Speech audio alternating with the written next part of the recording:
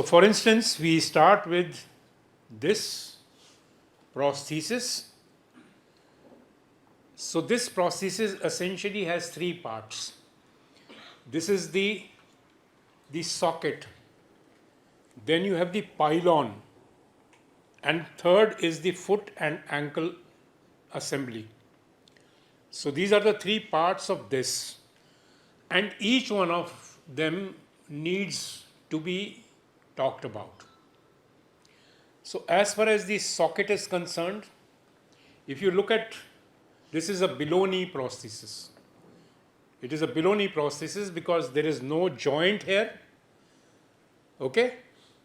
And if you look at the socket, it is a patellar tendon bearing socket, PTB, which is the most common type of socket which is used in lower extremity prosthetics.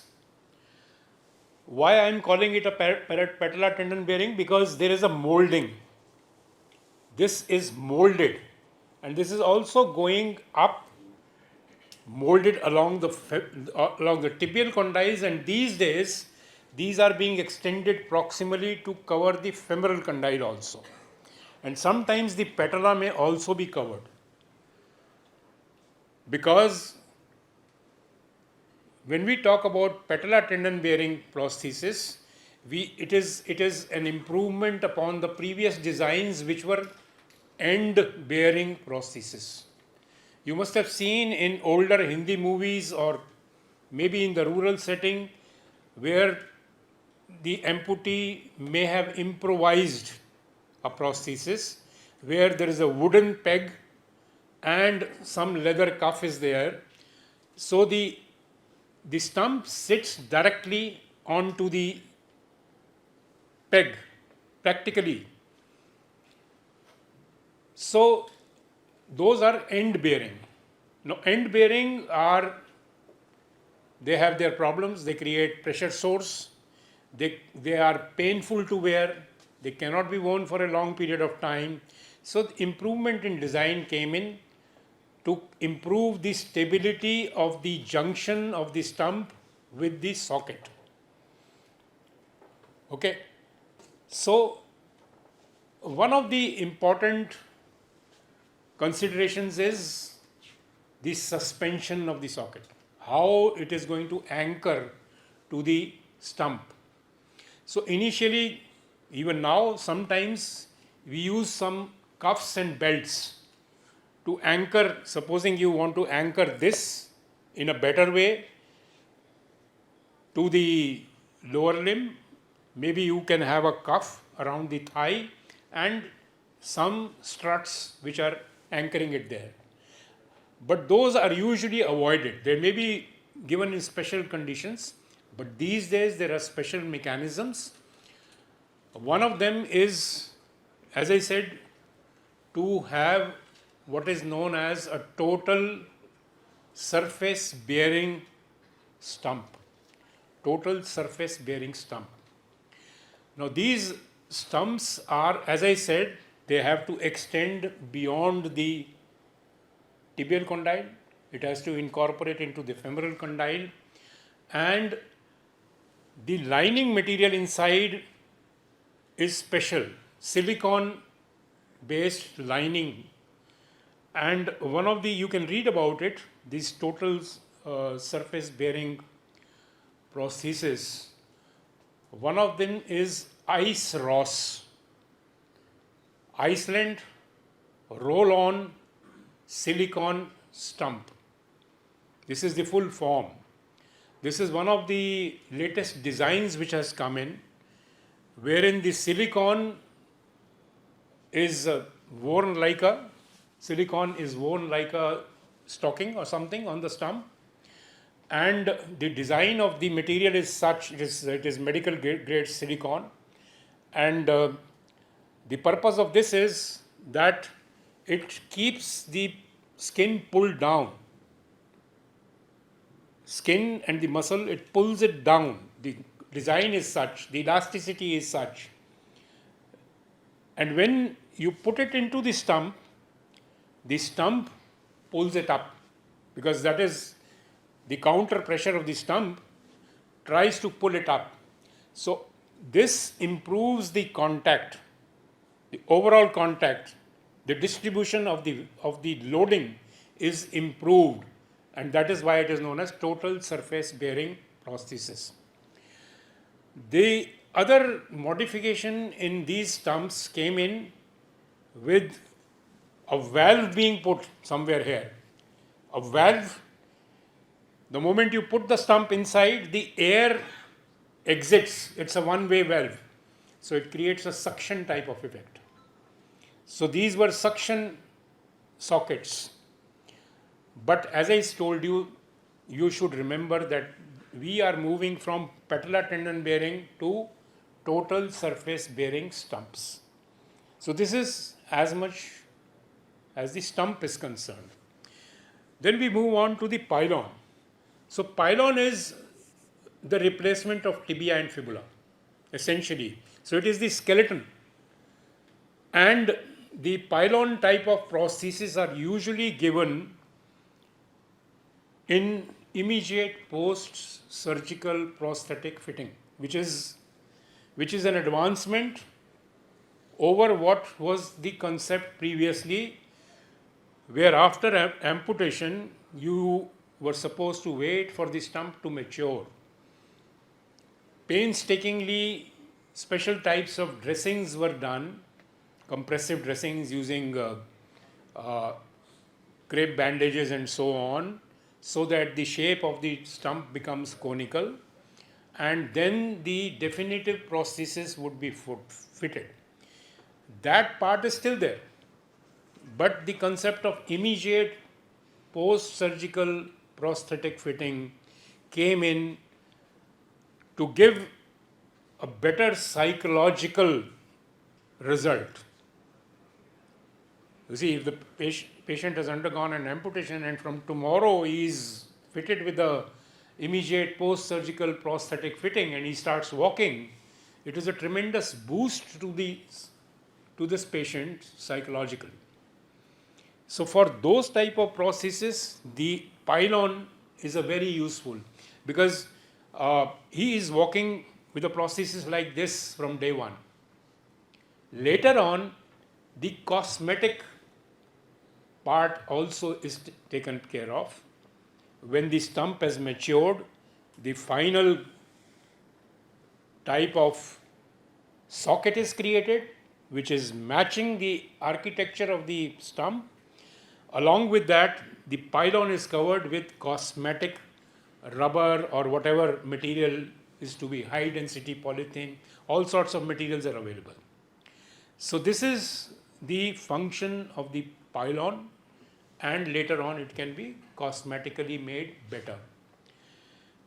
Last, or the most distal most, is the ankle and the foot assembly. So conventionally, if you look at the literature, for a very long time we had the SACH foot. In the Western world, we had SACH foot, which is solid ankle cushioned heel, which means that the ankle part is made of wood, solid ankle. So it's a wood, high density wood. Then as far as the heel and the foot is concerned, it was made of rubber material. Again, the rubber there is high density. It is firmer rubber. This sort of a foot is better or most commonly recommended for ambulation on level ground. Ambulation on level ground. Because in the Western world, the roads are pretty good, everything is leveled, and these patients can easily walk on that. But for the Indian subcontinent, this SACH foot, probably it was very expensive also, and it did not address to the socio-economic needs of our population. And what are those socio-economic needs of our population? Special needs. are patients who are coming from rural, semi-urban background. They need to squat, they need to sit cross-legged on the floor. And apart from that, they need to walk on uneven surfaces. And majority of these rural background patients, they walk barefoot. So there are special needs. SACH foot was not working. So that is why in 1968, in Jaipur, Dr. P.K. Sethi, yesterday I think there was some mention about his name. So he and his team of craftsmen, because a lot of hard work went as far as the engineering of this prosthesis was concerned, and it is a labor intensive prosthesis. But over the years, it has been, the technology has been perfected, the organization is very strong now, and it is, I'm told that this sort of a prosthesis can be fitted within 4 to 5 hours. Right from scratch, if you send a patient there with a mature stump, he can be given a prosthesis the same day, which is amazing. And the cost of the prosthesis is extremely low in comparison to the Western SACH foot type of prosthesis. I am told it is about somewhere between $60 to $80. So dollar is about 100 rupees these days. So 6,000 to 8,000, under 10,000 prosthesis, whereas the other prosthesis would be nothing less than 50, 60,000. That's the maybe even more.